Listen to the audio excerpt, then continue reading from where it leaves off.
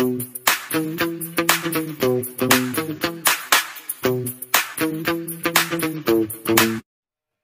what's up mga ka-rider?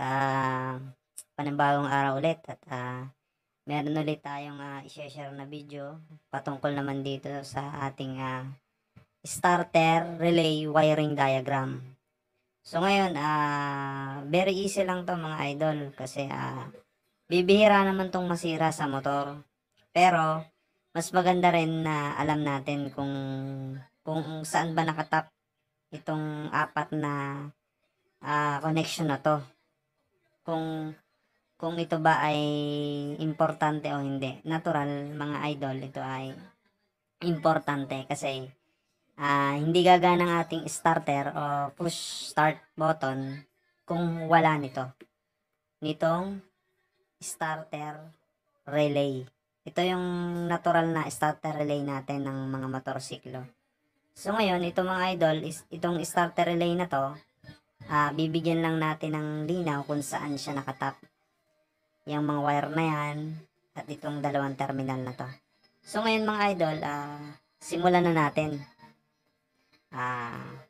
Ngayon mga idol, bigyan ko lang ng linaw. Itong number 1, yung number 1 na yan, makikita nyo may iba na, nalagyan ko na siya kanina. Itong number 1 natin. Number 1 natin, itong first terminal na to. Ano ba to? Saan ba to nakatap? Itong isang terminal na to mga idol. Ito. Itong isang terminal na to mga idol, ito nakatap to sa ating battery line.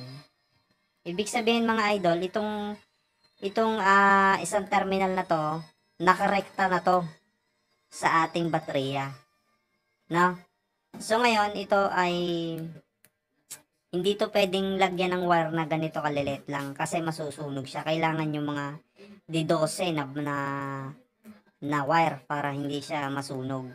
Tapos kailangan naka-bolt siya dito ng gis para hindi siya na-declap. Kailangan mahigting. So yan ang nating isang linya, number 1, ito ay yung papuntang battery line. Okay? So ngayon ito naman, sunod tayo dito sa kabilang line. Ito yung number 2 line. So ngayon saan ba ito nakatap? Ito mga idol, nakatap to sa ating starter.